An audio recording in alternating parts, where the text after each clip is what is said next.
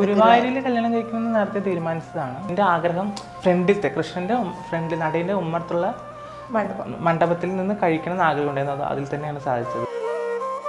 ആദ്യം ഇങ്ങനെ പ്രപ്പോസ് ചെയ്ത സമയത്ത് എന്തായിരുന്നു ആ സമയത്ത് പറഞ്ഞത്? ഞാൻ ഓൾറെഡി ഒരു ബ്രേക്കപ്പ് കഴിഞ്ഞ് നിൽക്കുന്ന സമയത്ത് പിന്നെ ഞാൻ തന്നെയാണ് പ്രപ്പോസ് ചെയ്തത്. ഇഷ്ടമാണ്. അപ്പൊ നമുക്ക് ആ പ്രപ്പോസൽ സീൻ ഒന്നും കൂടി പൊടി തട്ടി എടുത്താൽ. ഞാനൊരു ട്രാൻസ്ഫോമർ ആണെന്ന് അറിയോ? അതിലെന്തോ തോന്നുന്നു. എല്ലാവരും മനുഷ്യരല്ലേ, അവരെ സ്നേഹിക്കാൻ പാടില്ലേ? ട്രാൻസ് വ്യക്തികൾ ഏറ്റവും കൂടുതൽ അനുഭവിക്കുന്ന, അതായത് ആണുങ്ങളുടെ അടുത്ത് നിന്ന് കൂടുതലും സെക്ഷുവലി റിലേറ്റഡ് ആയിട്ടുള്ള പ്രശ്നങ്ങളായിരിക്കും, അല്ലെങ്കിൽ അതുപോലുള്ള സംസാര ചൊവ്വയും കാര്യങ്ങളൊക്കെ ഏറ്റവും കൂടുതൽ വരുന്നുണ്ടാവല്ലോ. ഞാൻ ഒരു ഡാൻസറാണ്, അപ്പം നമ്മുടെ നമ്പറൊക്കെ പെട്ടെന്ന് സ്പ്രെഡ് ആവും. അതെ. അപ്പോൾ അപ്പം അങ്ങനെ വിളിക്കുന്നവരൊക്കെ ആദ്യം ഇങ്ങനത്തെ ഭാഷയിലാണ് സംസാരിക്കും. 9 വർഷം ഫാമിലീനെ നമ്മളിതൊന്നും ഒന്ന് ഞാൻ ട്രാൻസാണ്, ഞാൻ എൻ്റെ സർജറി ചെയ്തത്, അത് വീട്ടുകാരനെ ഒന്ന് ബോധിപ്പിക്കണം. പിന്നെ ഞങ്ങളുടെ റിലേഷൻ ഒന്ന് ബോധിപ്പിക്കണം. ഞങ്ങളുടെ കല്യാണം ഇതൊക്കെ ഭയങ്കര റിസ്ക്കാണ്. എൻ്റെ വീട്ടുകാരെ കുറിച്ച് ചിന്തിക്കുക, ഭാവിയെ കുറിച്ച് ചിന്തിക്കുക. പാലക്കാട് വന്നാൽ കാല് വരെ അടിച്ചു മുറിക്കുന്നു പറഞ്ഞിട്ട് കുട്ടിയായില്ലേ, അല്ലെങ്കിൽ എന്താണ് പ്ലാൻസ്, ബേബി പ്ലാനിങ്സ് ഒക്കെ ചോദിക്കും. ആഗ്രഹമുണ്ട്, പക്ഷേ സർജറിക്ക് ശേഷം ഇപ്പോൾ രണ്ടും രണ്ട് ഡിഫറെൻറ്റ് ഒരു എക്സ്പീരിയൻസ് ആയിരിക്കില്ലേ? അപ്പം എങ്ങനെ ഉണ്ടായിരുന്നു ആ ഒരു ടൈമിൽ കൂട്ടുനിന്നതും ആ സർജറിയുടെ സമയത്തുള്ള കാര്യങ്ങളൊക്കെ? സർജറി കഴിഞ്ഞ സമയത്ത് തന്നെ എന്നെ വിളിച്ചിട്ടുണ്ടായിരുന്നു. സംസാരിക്കില്ല, കരയായിരുന്നു. കണ്ട ആ ഒരു മൊമെന്റ് എങ്ങനെയായിരുന്നു? എന്തായിരുന്നു കണ്ട സമയത്ത് ആദ്യമായിട്ട് പറഞ്ഞത്? ഇത്ര വേദന സഹിച്ച് ഞാൻ ചെയ്യുന്നത് നിങ്ങൾക്ക് വേണ്ടിയിട്ട്. എനിക്ക് പെണ്ണാവണം നല്ല ആഗ്രഹമുണ്ട്, പക്ഷേ ഇത് നിങ്ങൾക്ക് വേണ്ടിയിട്ട് കൂടിയിട്ടാണ് ഞാൻ ചെയ്യുന്നത്. നിങ്ങളുടെ ഇപ്പം മാരേജിന് ശേഷമുള്ള വീഡിയോസിലാണെങ്കിലും അല്ലാണ്ടൊക്കെ കുറേ നെഗറ്റീവ് കമന്റ്സും കാര്യങ്ങളൊക്കെ വരുന്നുണ്ടല്ലോ. ഇവര് വേറെ നല്ലൊരു പെണ്ണിനെ കല്യാണം കഴിച്ച് ജീവിച്ചൂടെ, ഇത് എന്തിനും ഇങ്ങനത്തുള്ളതിനെ കല്യാണം, അങ്ങനത്തെ ഒക്കെ. അവര് വീട്ടുകാർ ഒരു തെറ്റും ചെയ്തിട്ടില്ലല്ലോ. അവര് പറയേണ്ടത് ഞങ്ങളെ പറഞ്ഞോ, കുഴപ്പമില്ല.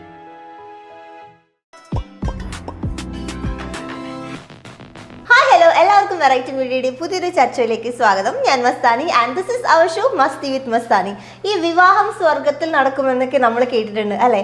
ഈ ചില ആൾക്കാർ വരുമ്പോൾ ചരിത്രം വഴിമാറും, അങ്ങനെ എന്ത് ടാഗ് പറഞ്ഞ് ഇവരെ ഞാൻ വിശേഷിപ്പിക്കണമെന്ന് എനിക്ക് തന്നെ അറിയില്ല. കുറച്ച് സ്പെഷ്യൽ ആയിട്ടുള്ള കപ്പിൾസ് ആണ് ഇന്ന് നമ്മുടെ കൂടെ ജോയിൻ ചെയ്തിട്ടുള്ളത്. സോ കൂടുതൽ വിശേഷങ്ങൾ നമുക്ക് അവരിൽ നിന്ന് തന്നെ ചോദിച്ചറിയാം. Let me welcome Sajith and Stella. Hello, welcome to the show. So first of all, congratulations. Thank you. എങ്ങനെ പോകുന്നു മാരേജ് ലൈഫ് ഒക്കെ? സൂപ്പർ. ഫുൾ ഇങ്ങനെ വിരുന്നൊക്കെ പോയി ടയേർഡ് ആയിട്ടിരിക്കുകയാണല്ലേ? വിരുന്ന് പോയിട്ടില്ല, വിരുന്ന് ഫസ്റ്റ് ഇന്നലെ വന്നിട്ടേ ഉള്ളൂ ഇങ്ങോട്ട്. കല്യാണത്തിന് ഗുരുവായൂർ വെച്ചിട്ടല്ലായിരുന്നു കല്യാണം. അങ്ങോട്ടും ഇങ്ങോട്ടൊക്കെ യാത്ര, അതിന്റെ ഒരു എനിക്ക് തോന്നുന്നു നമ്മളിപ്പം ഇൻട്രോയിൽ പറഞ്ഞ പോലെ തന്നെ ഗുരുവായൂർ അമ്പലനടയിൽ വെച്ച് നടക്കുന്ന ട്രാൻസ് വിവാഹമായിരുന്നു നിങ്ങളുടേത് അല്ലേ? അപ്പം ശരിക്കും ഒരുപാട് ആൾക്കാർ ഇപ്പം കുറേ പോസ്റ്റുകളും കാര്യങ്ങളൊക്കെ ഷെയർ ചെയ്തിട്ടുണ്ടായിരുന്നു. കുറേ മാറ്റങ്ങളൊക്കെ നമുക്ക് വന്നു തുടങ്ങി. അതിൻ്റെ ഏറ്റവും വലിയൊരു ഉദാഹരണം തന്നെയായിരുന്നു ഈ ഒരു കല്യാണം എന്ന് പറയുന്നത്. എങ്ങനെയായിരുന്നു അതിലേക്കുള്ളൊരു തുടക്കം? കാരണം അത്ര ഈസി പ്രോസസ്സ് അല്ലായിരുന്നല്ലോ. അപ്പം എന്തൊക്കെ വഴികൾ തരണം ചെയ്തിട്ടാണ് നിങ്ങൾ ആ ഒരു മാരേജിൽ എത്തി നിന്നത്? ഗുരുവായൂരിൽ കല്യാണം കഴിക്കണമെന്ന് നേരത്തെ തീരുമാനിച്ചതാണ്. കുറേ വർഷം മുന്നേ തീരുമാനിച്ചതാണ്. എന്താ വെച്ചാൽ ഒരു ആഗ്രഹമാണ്, എൻ്റെ ഒരു ആഗ്രഹം. എനിക്ക് ഏറ്റവും ഇഷ്ടമുള്ള ദൈവം കൃഷ്ണനാണ്. അപ്പോൾ അങ്ങനെ നേരത്തെ ഞാൻ പറഞ്ഞിട്ടുണ്ടായിരുന്നു. അപ്പോൾ ആളും ഓക്കെ എന്ന് പറഞ്ഞിട്ടുണ്ടായിരുന്നു. പക്ഷെ ഞങ്ങളുടെ ഫാമിലി തമ്മിൽ ഇത് നടത്തി തരുമെന്ന് നമുക്ക് അറിയില്ലല്ലോ. അപ്പോൾ അതിനുവേണ്ടി കുറേ വെയിറ്റ് ചെയ്തു. ഞങ്ങളിപ്പോൾ 10 വർഷത്തിനടുത്തായി, 9 വർഷം മേലെയായി ഞങ്ങൾ പ്രണയത്തിലായിട്ട്. അപ്പോൾ ഇത് എൻ്റെ വീട്ടുകാർ കുറച്ച് കഴിയപ്പോൾ എൻ്റെ സർജറി കഴിഞ്ഞപ്പോൾ തന്നെ സമ്മതിച്ചു. ആളുടെ ഫാമിലി കുറച്ച് സമ്മതിക്കാൻ കുറച്ച് ഇതായിരുന്നു. പിന്നെ അവർ ഓക്കെ ആയി. അവർ ഫാമിലി തമ്മിൽ വന്ന് എന്നെ എൻഗേജ്മെൻറ്റ് ചെയ്തിട്ടാണ് ഞങ്ങൾ കല്യാണത്തിലേക്ക് പോയത്. ആ ഒരു അവിടെ അമ്പലത്തിൽ വെച്ച് കല്യാണം നടത്താനുണ്ടായിരുന്ന എന്തെങ്കിലും ബുദ്ധിമുട്ടുകളോ അങ്ങനെ എന്തെങ്കിലും ഉണ്ടായിരുന്നു? ഇല്ല, അങ്ങനത്തെ ഒരു ബുദ്ധിമുട്ടില്ല. നമ്മൾ ഓൺലൈൻ വഴിയാണ് നമ്മൾ ബുക്ക് ചെയ്തത്. ഒരു അങ്ങനത്തെ ഒന്നും പ്രശ്നമൊന്നും ഉണ്ടായിട്ടില്ല. പിന്നെ ഞങ്ങളതിന് മുന്നേ കുറച്ച് ദിവസം മുന്നേ, ഈ ബുക്ക് ചെയ്യുന്നതിന് മുന്നേ കുറച്ച് ദിവസം മുന്നേ ഞങ്ങൾ ഗുരുവായൂർ തൊഴാൻ പോയിട്ടുണ്ടായിരുന്നു. അപ്പോൾ ആൾ ചോദിച്ചിട്ടുണ്ടായിരുന്നു ഇങ്ങനെ ട്രാൻസ്ഫോം ആണ്, കുഴപ്പമൊന്നുമില്ല, ഹിന്ദു മതം നിങ്ങൾ വിശ്വസിക്കുന്നവരാണെങ്കിൽ തീർച്ചയായിട്ടും ഇവിടെ വന്ന് കല്യാണം കഴിക്കാം. ഓക്കെ, അങ്ങനെ ഗുരുവായൂരപ്പൻ്റെ അനുഗ്രഹത്തോടുകൂടി പുതിയ ജീവിതം സ്റ്റാർട്ട് ചെയ്തു. നേരത്തെ പറഞ്ഞല്ലോ 9 വർഷത്തെ പ്രണയം എന്ന്. ശരിക്കും 9 വർഷം എന്ന് പറയുമ്പോൾ വളരെ വലിയൊരു ടൈമാണ്. അപ്പോൾ ആ ഒരു ലവ് സ്റ്റോറി എങ്ങനെയായിരുന്നു എന്ന് ഞങ്ങൾക്ക് അറിയാൻ വളരെയധികം ആകാംക്ഷയുണ്ട്. പറയുമ്പോൾ നാണമൊക്കെ വരുന്നു. ചേട്ടൻ എന്നാ ചേട്ടൻ തുടങ്ങിയേക്കും. ഞാൻ പാലക്കാട് വെച്ചിട്ടാണ് അവളെ ഫസ്റ്റ് കാണുന്നത്. പിന്നെ കണ്ട് നമ്പർ മേടിച്ചു, ഞാൻ തന്നെ നമ്പർ മേടിച്ചത്. കണ്ടപ്പോൾ തന്നെ വാങ്ങിച്ചോ? കണ്ട് ഞാൻ പരിപാടിക്ക് പോയ സമയത്താണ്, പരിചയപ്പെട്ട സമയത്താണ് കാണുന്നത്. അങ്ങനെ നമ്പർ മേടിച്ചു. 2 ദിവസം കഴിഞ്ഞപ്പോൾ വിളിച്ചു. അങ്ങനെ വിളിച്ച് ഇങ്ങനെ സംസാരിച്ച് ഞാൻ എൻ്റെ കാര്യങ്ങൾ ഫസ്റ്റ് പറഞ്ഞു. ആളെ കാര്യം മൊത്തമായിട്ട് ഫസ്റ്റ് പിന്നെ ഒരു 4-5 മാസത്തിൻ്റെ അടുത്ത് ഇങ്ങനെ ഇതന്നെ ഫോൺ വിളിയായിട്ട് ഒരു രീതിയിൽ പോയി. പിന്നെ ഞാൻ തന്നെയാണ് പ്രപ്പോസ് ചെയ്തത്, ഇഷ്ടമാണ് അന്നൊന്നും. പിന്നെ ഇതിനെപ്പറ്റി അങ്ങനെ അതില്ലല്ലോ. പിന്നെ അത് അങ്ങനെ ഇത്ര വർഷം ഇപ്പോൾ കല്യാണം കഴിഞ്ഞ് പോകാതെ അവിടെ വന്നിരിക്കണം അത്രയായി. ഓക്കെ, ആദ്യം ഇങ്ങനെ പ്രപ്പോസ് ചെയ്ത സമയത്ത് എന്തായിരുന്നു ആ സമയത്ത് പറഞ്ഞത്? ചുമ്മാ ഇങ്ങനെ ഇഷ്ടമാന്ന് പറയില്ലല്ലോ, എന്തെങ്കിലുമൊക്കെ ഉണ്ടാവില്ലേ? ഇല്ല, ആദ്യം ഓക്കെ എന്ന് പറഞ്ഞില്ല. എന്താ വെച്ചാൽ ഞാൻ ഓൾറെഡി ഒരു ബ്രേക്കപ്പ് കഴിഞ്ഞ് നിൽക്കുന്ന സമയമായിരുന്നു. അപ്പം സർജറി ഒന്നും കഴിഞ്ഞിട്ടില്ല. അപ്പൊ ഇതിനെ കുറിച്ചിട്ടുള്ളതൊന്നും അറിയില്ല. ഇങ്ങനെ സർജറി ചെയ്യാൻ പറ്റുമോ, ഒരു വുമൺ ആവാൻ പറ്റുമോ അറിയില്ല. ആൾക്കും അറിയില്ല കേട്ടോ. അറിയാത്ത ആൾ തന്നെയാണ് പ്രപ്പോസ് ചെയ്തത്. അത് കഴിഞ്ഞ് നിൽക്കുമ്പോൾ അപ്പൊ ഞാൻ പറഞ്ഞു, ഞാൻ ഒരു ചൂടുവെള്ളത്തിൽ വീണ പൂച്ചയാണ്, എനിക്ക് പേടിയാണ്. അപ്പൊ ആൾ പറഞ്ഞു നമ്മള് സംസാരിച്ച് പരിചയപ്പെടാം, അതിനുശേഷം നല്ല നമുക്ക് അണ്ടർസ്റ്റാൻഡ് ആയതിനു ശേഷം നോക്കാന്ന് പറഞ്ഞു. പിന്നെ അതിന് ശേഷമാണ് സ്റ്റാർട്ട് ചെയ്തത്. അപ്പം ആദ്യം അറിയില്ലായിരുന്നു എന്ന് പറഞ്ഞല്ലോ. അപ്പം ആ ഒരു മൊമെന്റ് ഏതായിരുന്നു? ഇപ്പം ഒരു ട്രാൻസ് ആയിട്ടുള്ള ഒരാളെ എൻ്റെ ജീവിതത്തിലേക്ക് സ്വീകരിക്കാം എന്ന് തോന്നിയ ആ ഒരു മൊമെന്റ്, ആ ഒരു റീസൺ ഉണ്ടാവുമല്ലോ. എന്തോ ഇഷ്ടമായി, അത്ര തന്നെ. പ്രത്യേകിച്ച് പറയാൻ എനിക്ക് കിട്ടുന്നില്ല. എന്തോ ഇഷ്ടമാണ് എന്നെ എല്ലാവർക്കും. ലവ് അറ്റ് ഫസ്റ്റ് സൈറ്റ് ആയിരുന്നു അപ്പോ? അങ്ങനെ ചോദിച്ചാല് ഇപ്പം ഇഷ്ടപ്പെടാൻ ഇപ്പം കാരണമില്ല, ജസ്റ്റ് കണ്ടപ്പോ എന്തോ ഇഷ്ടപ്പെട്ടു എന്ന് പറഞ്ഞല്ലോ. ഇത്ര 9 വർഷം പ്രണയിച്ചു, ഇപ്പൊ കല്യാണം കഴിച്ചു, പുതിയ ജീവിതത്തിലേക്ക് കാലെടുത്ത് വെച്ച് രണ്ടുപേരും. എന്താ അങ്ങോട്ടും ഇങ്ങോട്ടും ഇഷ്ടപ്പെട്ട ക്വാളിറ്റീസ്? എന്തായാലും കുറച്ച് നെഗറ്റീവ്സും കുറെ പോസിറ്റീവ്സ് ഒക്കെ ഉണ്ടാവുമല്ലോ. ആളിനെ കണ്ടപ്പോൾ എനിക്ക് തോന്നിയത് എന്താണെന്ന് വെച്ചാൽ നമ്മൾ നന്നായിട്ട് കെയർ ചെയ്യും. പിന്നെ അത് മാത്രമല്ല, ഇപ്പോൾ പണ്ടൊക്കെ എൻ്റെ ഫ്രണ്ട്സൊക്കെ ഇപ്പോൾ എൻ്റെ കൂടെ പഠിച്ചവരാണെങ്കിലും എൻ്റെ കൂടെ നടക്കാൻ ഒരു ചമ്മലായിരുന്നു. അപ്പോൾ നമ്മളെ കണ്ടതിന് കുറച്ച് മാറി നടക്കുകയൊക്കെ ചെയ്യും. പക്ഷെ ആള് ധൈര്യത്തിൽ നമ്മുടെ കൈ പിടിച്ച് പബ്ലിക്കായിട്ടൊക്കെ പോകുമ്പോൾ ഭയങ്കര, അപ്പം അതൊക്കെ നമുക്ക് തോന്നും, ഒരു മടിയില്ല. അപ്പം നമ്മുടെ വീട്ടുകാർ നമ്മളോട് എങ്ങനെയാണോ ബിഹേവ് ചെയ്യുക, അപ്പം എൻ്റെ അമ്മയൊന്നും എൻ്റെ അടുത്ത് അങ്ങനെ മടി കാണിക്കില്ലല്ലോ, അമ്മയല്ലേ. അതുപോലെ എൻ്റെ കൈ പിടിച്ച് എല്ലാവിടേക്കും ഒരു ചമ്മലും അങ്ങനെ കാര്യങ്ങളൊന്നും ഇല്ല. ഞാൻ ചോദിച്ചു എൻ്റെ കൂടെ കൂട്ടുമ്പോൾ നിങ്ങൾക്ക് എന്തെങ്കിലും ബുദ്ധിമുട്ടുണ്ടോ ചോദിച്ചപ്പോൾ ആൾക്ക് അതൊന്നും കെയർ ചെയ്യുന്നില്ല. അപ്പം അതൊന്ന് പിന്നെ സ്നേഹിക്കുമ്പോൾ എന്ന് പറഞ്ഞു കഴിഞ്ഞാൽ ഭയങ്കര സ്വീറ്റ് ആയിട്ടുള്ള, അങ്ങനെ തുടക്കം അങ്ങനെയാണല്ലോ, അങ്ങനെയാണ് എനിക്ക് ഒന്ന് ക്രഷ് തോന്നിയത്.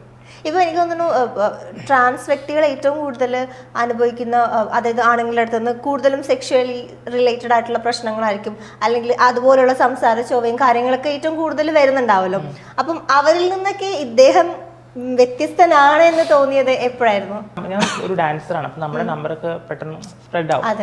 അപ്പോൾ അങ്ങനെ വിളിക്കുന്നവരൊക്കെ ആദ്യം ഇങ്ങനത്തെ ഭാഷയിലാണ് സംസാരിക്കുക, അങ്ങനെയുള്ള സംസാരം. പക്ഷെ ആൾ ഇതുവരെ എൻ്റെ അടുത്ത്, ഞങ്ങൾ ഫോണിൽ സംസാരിച്ചോട്ട് അങ്ങനെയൊന്നും സംസാരിച്ചിട്ടില്ല എൻ്റെ അടുത്ത്.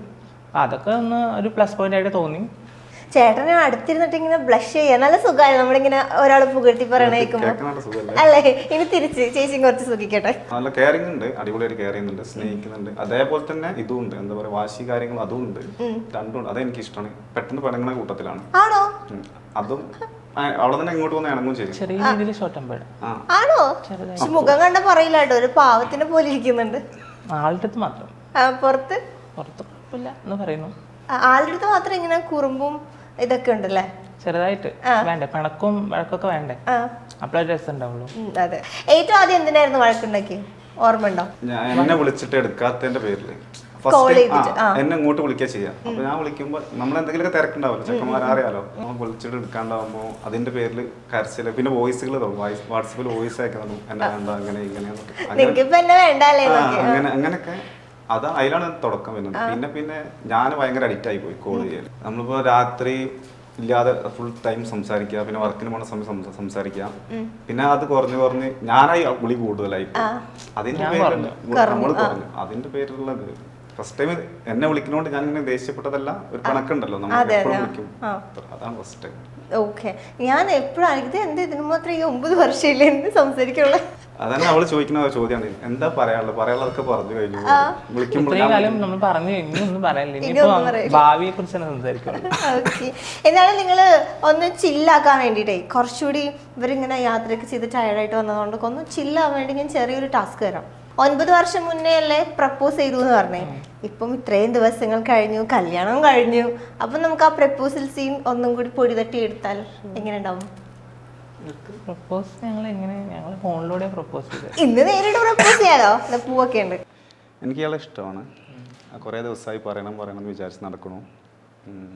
കുറേ നിന്റെ പുറകെ നടക്കുന്നു. എനിക്ക് എന്താ അറിയില്ല, നിന്റെ അടുത്ത് പ്രത്യേക ഒരു ക്രഷ് തോന്നുന്നുണ്ട്. ആലോചിച്ചിട്ട് മറുപടി പറഞ്ഞാൽ മതി. ഇഷ്ടമാണെങ്കിൽ ഇഷ്ടമാണെന്ന് പറയാം, അല്ലെങ്കിൽ നിൻ്റെ ചോയ്സാണ്. എന്തായാലും എനിക്ക് ഇയാൾ ഇഷ്ടമാണ്.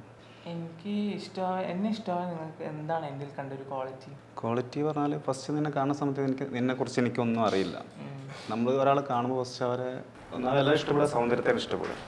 അങ്ങനെ സൗന്ദര്യത്തല്ല, മനസ്സ് പിന്നെയാണല്ലോ, സെക്കൻഡറി ആണല്ലോ. നമുക്ക് ഒരാളെ അറിയുമ്പോഴല്ലേ നമുക്കതിന് പറ്റുള്ളൂ. അങ്ങനെ കണ്ടപ്പോൾ ഇഷ്ടം തോന്നി, അത്ര തന്നെ. ഞാനൊരു ട്രാൻസ്ഫോമർ ആണെന്ന് അറിയാമോ? ഓ അറിയാം. അതിലെന്തോ തോന്നുന്നു? എല്ലാവരും മനുഷ്യരല്ലേ, അവരെ സ്നേഹിക്കാൻ പാടില്ലേ? അതെ, അവർക്കൊരു ജീവിതമാണ്. അവർക്കൊരു ജീവിതം വേണ്ട. അപ്പോൾ same to you, love you. അതെനിക്കിഷ്ടമായി, അവർക്കൊരു ജീവിതം. നൈസ്, സൂപ്പർ ആയിട്ട്. ഇങ്ങനെ തന്നെയായിരുന്നു അന്ന് പ്രപ്പോസ് ചെയ്തേ? ഏറെക്കുറെ അല്ലേ? ഫോണിലൂടെ ആവുമ്പോൾ നമുക്ക് പ്രശ്നമില്ല. ആ മുഖം നോക്കുമ്പോ ആ ഒരു ചമ്മലുണ്ടാവും, ഫോണിൽ കൂടി ആവുമ്പോ പിന്നെ ചമ്മൽ. ഓക്കെ. ഈ ഗുരുവായൂർ അമ്പല നടയിൽ വെച്ച് കല്യാണം എന്ന് എനിക്ക് തോന്നുന്നു മിക്ക ഫ്രണ്ട്സ്, അതായത് ഇപ്പം എനിക്കുള്ള ഹിന്ദുസിലുള്ള ഗേൾസ് ആയിട്ടുള്ള സുഹൃത്തുക്കൾക്കൊക്കെ അങ്ങനെ ഗുരുവായൂർ അമ്പല നടയിൽ വെച്ച് കല്യാണം കഴിക്കണം, ഗുരുവായൂരപ്പൻ്റെ മുന്നിൽ വെച്ച് താലി കെട്ടണം എന്നൊക്കെ അങ്ങനെ കുറേ ആഗ്രഹങ്ങളൊക്കെ ഉണ്ടായി. അപ്പോൾ അവിടെ നിന്ന് കല്യാണം കഴിഞ്ഞ് ആ ഒരു ഓർത്തിരിക്കുന്ന എന്തെങ്കിലും ഒരു ബ്യൂട്ടിഫുൾ ആയിട്ടുള്ള ഒരു മൊമെന്റ് ഷെയർ ചെയ്യാമോ? കല്യാണം കഴിഞ്ഞിട്ടുള്ള ഗുരുവായൂർ അമ്പലത്തിൽ വെച്ച് കല്യാണം കഴിഞ്ഞു ഓർത്തിരിക്കുന്ന വെച്ചാൽ, ഞാൻ ആദ്യം വിചാരിച്ചു നമ്മൾ 4 മണ്ഡപം ഉണ്ടല്ലോ ഫ്രണ്ടിൽ, എൻട്രൻസിൽ 4 3 മണ്ഡപമുണ്ട്. 4 അല്ലേ, 4 മണ്ഡപമുണ്ട്. അപ്പോൾ എൻ്റെ ആഗ്രഹം ഫ്രണ്ടിലത്തെ കൃഷ്ണൻ്റെ ഫ്രണ്ടിൽ നടേൻ്റെ ഉമ്മറത്തുള്ള മണ്ഡപത്തിൽ നിന്ന് കഴിക്കണം എന്ന് ആഗ്രഹം ഉണ്ടായിരുന്നു. അതിൽ തന്നെയാണ് സാധിച്ചത്. പിന്നെന്ന് പറഞ്ഞു കഴിഞ്ഞാൽ ഏറ്റവും വലിയ മൊമെന്റ് എൻ്റെ എല്ലാ വേണ്ടപ്പെട്ട ഫ്രണ്ട്സും ഉണ്ടായിരുന്നു. എൻ്റെ ഫാമിലി, എൻ്റെ ചേച്ചി, അമ്മ, ചേച്ചിയുടെ മക്കള്, ഏട്ടൻ, എൻ്റെ അത്യാവശ്യം എല്ലാ ഫാമിലിയും ഉണ്ടായിരുന്നു, ഫ്രണ്ട്സ് ഉണ്ടായിരുന്നു. പിന്നെ ആളെ കിട്ടി, അതിനാണ് ഏറ്റവും വലിയ സന്തോഷം. അതാണ്. കല്യാണം കഴിഞ്ഞ് താലി കെട്ടി ഇങ്ങനെ മണ്ഡപത്തിൽ നിന്ന് ഇറങ്ങിയ സമയത്ത് എന്തായിരുന്നു ഫ്രണ്ട്സും അവിടെ ഉണ്ടായിരുന്ന ആൾക്കാർ? എല്ലാവരും ഒന്ന് കെട്ടിപ്പിടിച്ച് കുറേ പേര് ആശീർവാദം തന്നു. കരച്ചിൽ വന്നു, നല്ലോണം നല്ല സങ്കടം വന്നു. കാരണം ഞങ്ങൾ കുറേ സ്ട്രഗിൾ ചെയ്തിട്ടുണ്ട്. 9 വർഷം ഫാമിലീനെ നമ്മളിതൊന്ന് ഞാൻ ട്രാൻസാണ്, എൻ്റെ സർജറി ചെയ്തത്, അത് വീട്ടിൽ തന്നെ ഒന്ന് ബോധിപ്പിക്കണം. പിന്നെ ഞങ്ങളുടെ റിലേഷൻ ഒന്ന് ബോധിപ്പിക്കണം. ഞങ്ങളുടെ കല്യാണം ഇതൊക്കെ ഭയങ്കര റിസ്ക്കാണ്. അതും ഇങ്ങനെ ജെൻഡർ ആയതുകൊണ്ട് ഭയങ്കര റിസ്ക്കാണ്. അപ്പം അത് കുറേ ഞങ്ങൾ സ്ട്രഗിൾ ചെയ്തു. അപ്പം അതൊക്കെ മൈൻഡിൽ ഇങ്ങനെ വന്നു. താലി കെട്ടുമ്പോൾ മനസ്സിൽ അതൊക്കെയാണ് ആദ്യം വന്നത്. ആ സ്ട്രഗിളിന്റെ ഒക്കെ ഒരു ഉത്തരമായിരുന്നു ആ ഒരു മൊമെന്റ് അല്ലേ? എന്തായിരുന്നു താലി കിട്ടുന്ന സമയത്ത് മനസ്സിലുണ്ടായിരുന്നത്? കൃഷ്ണനെ തന്നെ പ്രാർത്ഥിച്ചത്, ഒരിക്കലും വിട്ടുപോകരുത്, ഒരുമിച്ച് എപ്പോഴും ഉണ്ടാവണം, നല്ലൊരു ലൈഫ് തരണം ഇനി അങ്ങോട്ട്. തിരിച്ച് ഇവിടെ ചോദിച്ചാൽ എന്തായിരിക്കും താലി കിട്ടുന്ന ആ ഒരു മൊമെന്റിൽ മനസ്സിലുണ്ടായിരുന്ന എന്തായിരുന്നു? എന്തെങ്കിലും പ്രാർത്ഥനയോ അങ്ങനെയൊക്കെ ഉണ്ടായോ? അതെ, എന്റെ ജീവിതാവസാനം വരെ എന്റെ കൂടെ ഉണ്ടാവണം എന്നുള്ള അത് മനസ്സിൽ വിചാരിച്ചിട്ടുണ്ടായിരുന്നു. പിന്നെ എനിക്ക് ചെറിയൊരു സങ്കടം ഉണ്ടായിരുന്നു. എന്റെ അനിയത്തിക്ക് അങ്ങോട്ട് വരാൻ പറ്റിയിട്ടില്ല. അനിയത്തി വന്നിട്ടില്ല, അച്ഛൻ പ്രഗ്നന്റ് ആണ്. അപ്പൊ നമ്മള് 8ാം മാസം ആയിട്ടുണ്ട്. അപ്പൊ അറിയാലോ, അത്രയൊക്കെ ആയി കഴിഞ്ഞാല് ഗുരുവായൂർ അമ്പലത്തിലൊന്നും കയറാൻ പറ്റില്ല. മുട്ട് പറഞ്ഞ അങ്ങനെ സംഭവങ്ങളൊക്കെ ഉണ്ട്, അപ്പൊ കയറാൻ പറ്റില്ല. അപ്പൊ അതൊരു സങ്കടം മാത്രം അതുണ്ടായിരുന്നു. പിന്നെ കുഴപ്പമില്ല, വീട്ടിൽ റിസപ്ഷൻ വെച്ചിട്ടുണ്ടായിരുന്നു. അവിടെ ആക്റ്റീവായപ്പോ പിന്നെ അതങ്ങനെ വീട്ടിലെത്തിപ്പോ അതങ്ങനെ പോയി. ഞങ്ങൾ വീട്ടിൽ നിന്ന് ഇറങ്ങുമ്പോൾ കരയൊക്കെ ചെയ്തു. കല്യാണത്തിന് രാവിലെ ആള് വരുമ്പോ കരയൊക്കെ ചെയ്തു. കാരണം കാണാൻ അനിയത്തിയോ എനിക്കുള്ളൂ. ആ ഒരു കാരണം അവൾക്കൊരു ഉണ്ടാവില്ലേ ഏട്ടന്റെ കല്യാണം, താലി ഇത് കെട്ടുന്നതൊക്കെ അവരാണ് ബാക്കിലൊക്കെ. അപ്പൊ ആ ഒരു സങ്കടം. പിന്നെ അച്ഛന് പറഞ്ഞാൽ വീട്ടിൽ പിന്നെ റിസപ്ഷന് ആരെങ്കിലും വരുമ്പോ നമുക്ക് അവിടെ ആരെങ്കിലും റെഡിയാക്കാൻ വേണ്ടേ, എല്ലാരും വന്നു കഴിഞ്ഞാൽ ആ ഒരു ഇത് മാത്രം. എങ്ങനെയായിരുന്നു വീട്ടിൽ പറഞ്ഞ് കൺവിൻസ് ചെയ്തത്? ഇപ്പം 2 പേരുടെ വീട്ടിലാണെങ്കിലും ആദ്യം ഈ ഒരു പ്രണയം വീട്ടിൽ അറിഞ്ഞ ആ ഒരു സ്റ്റേജ് ഉണ്ടായിരുന്നല്ലോ, അതെപ്പോഴായിരുന്നു? എത്ര വർഷം കഴിഞ്ഞിട്ട് വീട്ടിൽ അറിഞ്ഞത്? എന്റെ വീട്ടിലാണ് ആദ്യം അറിഞ്ഞത് അല്ലേ. നാളെ എൻ്റെ സർജറിക്ക് മുന്നേ വീട്ടിൽ വരികയായിരുന്നു. അപ്പൊ അവരങ്ങനെ വിചാരിച്ചില്ല, കാരണം എന്നോട് അല്ലാതെ എൻ്റെ ഫ്രണ്ട്സൊക്കെ വരുന്നുണ്ട്. അങ്ങനെ ഫ്രണ്ടായിരിക്കും വിചാരിച്ചു. പിന്നെ ഞാൻ തന്നെ പറഞ്ഞു, വീട്ടുകാരോട് പറഞ്ഞു, വെറും ഫ്രണ്ട് അല്ല, ഫ്രണ്ട് അല്ല എന്ന് പറഞ്ഞു. അപ്പോൾ അവർ പറഞ്ഞു ആദ്യം ശരി, അവർക്ക് ഇഷ്ടം അംഗീകരിക്കാൻ പറ്റിയില്ല, ഒന്നും നടക്കില്ല അങ്ങനെയെന്നൊക്കെ പറഞ്ഞു. പിന്നെ സമ്മതിപ്പിച്ചെടുത്തു അവരെ ഞാൻ എല്ലാവരും. ഇപ്പം എല്ലാവരും നല്ല സപ്പോർട്ടാണ്. എന്ത് പറഞ്ഞു? ഇങ്ങനെ പട്ടിണി കിടക്കുക, വഴക്കുണ്ടാക്കുക അങ്ങനെയൊക്കെ ചെയ്തു? ഇല്ല, ഞാൻ 3-4 ദിവസം ഞാൻ ഫ്രണ്ട്സിൻ്റെ ഒക്കെ വീട്ടിൽ പോയി നിന്നു. പിന്നെ അമ്മ വിളിച്ച് കരയൊക്കെ ചെയ്ത് അങ്ങനെയൊക്കെ. ആളുടെ വീട്ടില് നിങ്ങൾ എന്നല്ലേ വീട്ടിൽ ഭയങ്കര പ്രശ്നമായിരുന്നു. കാരണം അറിയാലോ, അങ്ങനെ പെട്ടെന്ന് ആരും അക്സെപ്റ്റ് ചെയ്യില്ല. ഒന്നാമത് ഞാൻ എൻ്റെ വീട് മലപ്പുറം ചേളാരിയാണ്, കുറച്ച് ഉള്ളേരിയ എന്നൊക്കെ പറയാലോ, നാട്ടിൻ പ്രദേശം. അവിടെ പറഞ്ഞാല് പ്രത്യേകിച്ച് പറഞ്ഞാൽ ആർക്കും അക്സെപ്റ്റ് ചെയ്യാൻ പറ്റുകയില്ല. എൻ്റെ ഫ്രണ്ട്സായാലും ശരി, അവരൊക്കെ പറഞ്ഞു വെച്ചാല് എൻ്റെ വീട്ടുകാരെ കുറിച്ച് ചിന്തിക്കുക, ഭാവിയെ കുറിച്ച് ചിന്തിക്കുക, അങ്ങനത്തെ ചോദ്യങ്ങളാണ് മൊത്തം വരുന്നത്. പിന്നെ നമ്മൾ ഒരാളെ ഇഷ്ടപ്പെട്ട് കെട്ട് കഴിഞ്ഞാൽ നമ്മൾ ഇതിലേക്ക് ഇട്ടതിൽ മറ്റുള്ളവരുടെ അഭിപ്രായത്തിന് നമുക്ക് നിൽക്കില്ല. നമുക്ക് എന്താണ് തോന്നുന്നത് അത് പിന്നെ വീട്ടിൽ ഓക്കെ ആവാൻ വേണ്ടിട്ട് ഇത്ര സമയം എടുത്തു. അച്ഛനോ ഞാൻ ആകെ ആഗ്രഹിച്ചത് എൻ്റെ അച്ഛൻ, എൻ്റെ അമ്മ, എൻ്റെ പെങ്ങൾ, അളിയൻ, അതാണ് എൻ്റെ കുടുംബം. എൻ്റെ പെങ്ങളെ കുട്ടി പിന്നെ ചെറുതല്ലേ, അപ്പൊ അവരെ ആക്സെപ്റ്റ് ചെയ്ത് കഴിഞ്ഞാൽ ഓക്കെ. അതാണ് ഇത്രയും ടൈം എടുത്തത് ഞാൻ കൊണ്ടുപോയത്. എന്ത് പറഞ്ഞായിരുന്നു കൺവിൻസ് ചെയ്തത് അവരെ? ഇവള് വീട്ടിൽ ആദ്യം വന്നിട്ടുണ്ടായിരുന്നു ഫസ്റ്റ്. സർജറി ഒന്നും കഴിഞ്ഞിട്ടില്ല. ഫസ്റ്റ് അതായത് നോർമലി ഇരിക്കുന്ന സമയത്ത് വീട്ടിൽ വന്നിട്ടുണ്ടായിരുന്നു. അപ്പൊ അപ്പോഴൊന്നും കുഴപ്പമില്ല. പിന്നെ അങ്ങനെ ഓരോരുത്തർക്ക് ഇങ്ങനെ അറിയാൻ തുടങ്ങി. ഞങ്ങൾ ഇൻസ്റ്റാഗ്രാമിലൊക്കെ ടിക്ടോക്ക് ഇറങ്ങിയ സമയം ഒരുമിച്ചുള്ള വീഡിയോസ് ഫോട്ടോസ് ഒക്കെ വന്നപ്പോ പിന്നെ ഓരോരുത്തർക്ക് ഇങ്ങനെ മനസ്സിലായി തുടങ്ങി. പിന്നെ ഞങ്ങളെ ഗ്രൂപ്പിലൊക്കെ അങ്ങനെ ചർച്ച ചെയ്ത് തുടങ്ങി. അങ്ങനെ പിന്നെ ഞാൻ ഇടയ്ക്കിടയ്ക്ക് പാലക്കാട് വരുമ്പോൾ, മലപ്പുറത്തുനിന്ന് വർക്കിനല്ലാതെ എങ്ങോട്ട് പോകുന്ന ഒരു വ്യക്തി ഇടയ്ക്കിടയ്ക്ക് പാലക്കാട് പറഞ്ഞ് പോകുമ്പോൾ അങ്ങനെ ഓരോരുത്തർ എന്നെ വാച്ച് ചെയ്യാൻ തുടങ്ങി. പൊക്കി അങ്ങനെ വീട്ടിലിറങ്ങു. വലിയ പ്രശ്നമായി. അച്ഛൻ്റെ 2 അനിയന്മാര്, എൻ്റെ ഒരു മാമൻ, അമ്മായി, ഇവരെല്ലാരും വന്നിട്ട് എന്നെ അതേമാതിരി സംസാരിച്ചു എൻ്റെ അടുത്ത്. ഇവിടെ അടുത്തുനിന്ന് പിന്തിരിഞ്ഞ് പോകാൻ വേണ്ടിട്ട് ഒരുപാട് ആൾക്കാർ എന്നെ ഉപദേശിച്ചു. പാലക്കാട് വന്നാൽ കാല് വരെ അടിച്ചു മുറിക്കുന്നു പറഞ്ഞിട്ട് എന്റെ ഫാമിലി ഒറ്റ കാലിൽ നിന്നു. ഞാൻ ആകെ പറഞ്ഞു, എൻ്റെ ഒരു അച്ഛൻ്റെ അനിയുണ്ട്, അവര് എന്നെ റൂമിലത്തെ ഡോർ അടച്ചു. അപ്പൊ എൻ്റെ അടുത്ത് ഞാൻ മുപ്പരടുത്ത് പറഞ്ഞു, എനിക്ക് പറ്റൂല, എന്തും ഞാൻ കേൾക്കാം, പക്ഷെ ഇത് എനിക്ക് എന്നോട് പറ്റൂല. അതിന്റെ ശേഷം എൻ്റെ ഇപ്പൊ കല്യാണത്തിന് എൻ്റെ മൂത്ത മാമൻ കൂടിയിട്ടില്ല, അച്ഛൻ്റെ ഒരു അനിയൻ കൂടിയിട്ടില്ല. കല്യാണം വേറെ ആരെ കഴിക്കുകയാണെങ്കിൽ അവർ ഓക്കെയാണ്. ബാക്കി എല്ലാവരും ഉണ്ടായിരുന്നു. ഫസ്റ്റ് സപ്പോർട്ട് ചെയ്ത് പെങ്ങളും അളിയനുമാണ്. പെങ്ങളും അളിയനാണ് ആദ്യം സപ്പോർട്ട് ചെയ്ത്. അളിയൻ ധൈര്യത്തിൽ കൊണ്ടുവന്നു. അളിയനൊക്കെ അടിപൊളിയാണ്, ഒരു കുഴപ്പമില്ല, നല്ല ഇതാണ്. പിന്നെ അച്ഛന് കുറച്ചൊരു അമ്മയ്ക്ക് പിന്നെ കുഴപ്പമില്ല. അമ്മയ്ക്ക് എന്നെ മക്കളെ അങ്ങനെ പറയല്ല, എന്നാലും അമ്മമാർക്ക് ആൺകുട്ടികളോടാണ് കുറച്ചും കൂടി കൂടുതൽ ഒരു ഇതുണ്ടാവുക. അപ്പൊ അമ്മ കുഴപ്പമില്ല. അച്ഛൻ പറഞ്ഞാല് അച്ഛന്റെ അനിയൻ ആ രീതിയിലൊക്കെ ഭയങ്കര സ്ട്രോങ് ആയിരുന്നു. അച്ഛൻ പറഞ്ഞു, ഞാൻ പുറത്തിറങ്ങുമ്പോ എനിക്ക് അങ്ങനെയാവും ഇങ്ങനെയാവും അങ്ങനത്തെ ഓരോ ചോദ്യങ്ങൾ വരുമല്ലോ, എന്താ പറയാ. അങ്ങനെ ലാസ്റ്റ് ഞാൻ പറഞ്ഞ് ഓക്കെ ആയി. പിന്നെ അച്ഛൻ പറഞ്ഞ്, എന്തായാലും നമ്മളിങ്ങനെ ചെയ്യല്ലേ, വെറുതെ ചെയ്യാതെ നേരെ എൻഗേജ്മെന്റ് ചെയ്തിട്ട് കല്യാണമായിട്ട് എക്സ്ചേഞ്ച് ചെയ്യണം എന്ന് പറഞ്ഞിട്ട് ആ അച്ഛൻ നിർബന്ധമായിട്ട് ചെയ്യണം എന്ന് പറഞ്ഞു. അങ്ങനെ ഞങ്ങൾ അവിടുന്ന് വീട്ടിൽ നിന്ന് ഒരു വണ്ടിക്കുള്ള ആൾക്കാർ വന്നു നമ്മളെ വീട്ടിൽ വെച്ചിട്ട്. കഴിഞ്ഞ ജൂൺ 25 ആയിരുന്നു കഴിഞ്ഞ വർഷം എൻഗേജ്മെന്റ്. പിന്നെ അതിങ്ങനെ കുറച്ച് നീണ്ടു പോകുന്നു. പിന്നെ കല്യാണം കുറച്ചും കൂടി, എന്റെ പെങ്ങൾക്ക് ഡെലിവറി ടൈം ആയല്ലോ, അപ്പൊ അവളും പറഞ്ഞു ഒരു വർഷത്തിൽ മേലെയായി എക്സ്ചേഞ്ച് കഴിഞ്ഞിട്ട്, അപ്പൊ ഇനി നീട്ടണ്ട. അപ്പൊ പ്രസവം കഴിഞ്ഞാൽ പിന്നെ കുട്ടി 6 മാസം കഴിയാതെ അമ്പലത്തിലൊന്നും കയറാൻ പറ്റില്ല, അപ്പൊ അത് മതി പറഞ്ഞു. അങ്ങനെ ഇതിപ്പോ ആദ്യ പ്രണയമായിരുന്നോ? ഇത് ആദ്യ പ്രണയമൊന്നുമില്ല. അല്ല, എത്ര പ്രണയം ഉണ്ടായിരുന്നു? ഇത് എത്രാമത്തെ പ്രണയം? ഉണ്ടായിരുന്നു മുന്നേ. പേര് പറയാൻ താല്പര്യമില്ല. പേരൊന്നും പറയല്ലോ. ഉണ്ടായിരുന്നു. രണ്ടുപേർക്കും മുന്നേ പ്രണയം ഉണ്ടായിരുന്നു. തേപ്പ് കിട്ടി. അതാ കറക്റ്റ് ആള് കറക്റ്റ് സമയത്ത് വരുന്നൊക്കെ പറയുന്ന പോലെ. തലയിൽ വരച്ചത് വരും. അത് പറഞ്ഞ ഒരു ചുമക്ക് കല്യാണം കഴിഞ്ഞു. എന്നാലും ഏറ്റവും ഇപ്പം നോർമലി ഒരു കല്യാണം കഴിഞ്ഞ കപ്പിൾസ് കേൾക്കുന്ന ഒരു ചോദ്യമായിരിക്കും, കുട്ടിയായില്ലേ, അല്ലെങ്കിൽ എന്താണ് പ്ലാൻസ്, ബേബി പ്ലാനിങ്സ് ഒക്കെ ചോദിക്കും. അപ്പോൾ നിങ്ങളെ സംബന്ധിച്ച് ഇപ്പം അതുപോലുള്ള ചോദ്യങ്ങൾ വന്നാലോ, അല്ലെങ്കിൽ അങ്ങനെ എന്തെങ്കിലും ഇപ്പം ഒരു കുട്ടി വേണം എന്നിങ്ങനെ ആഗ്രഹമുണ്ടോ, അല്ലെങ്കിൽ അതിനെ കുറിച്ചൊക്കെ എന്താ? ആഗ്രഹമുണ്ട്, പക്ഷേ ദൈവത്തിന്റെ ഒരു ഇതല്ലേ, ആഗ്രഹമൊക്കെ ഉണ്ട്. പക്ഷെ ചോദ്യങ്ങൾ വന്നിട്ടുണ്ട്. എൻ്റെ വീട്ടിൽ നിന്ന് ചോദിച്ചിട്ടുണ്ട്, ആളുടെ വീട്ടിൽ ചോദിച്ചിട്ടുണ്ട്. പക്ഷെ ഞങ്ങൾക്ക് ആളെന്ന് ഞാൻ പറയും, ഞാൻ നേരത്തെ പറഞ്ഞിട്ടുണ്ടായിരുന്നു, ഇത് നല്ല ആലോചിക്കണം, നിങ്ങൾ ആലോചിച്ചിട്ട് മതി.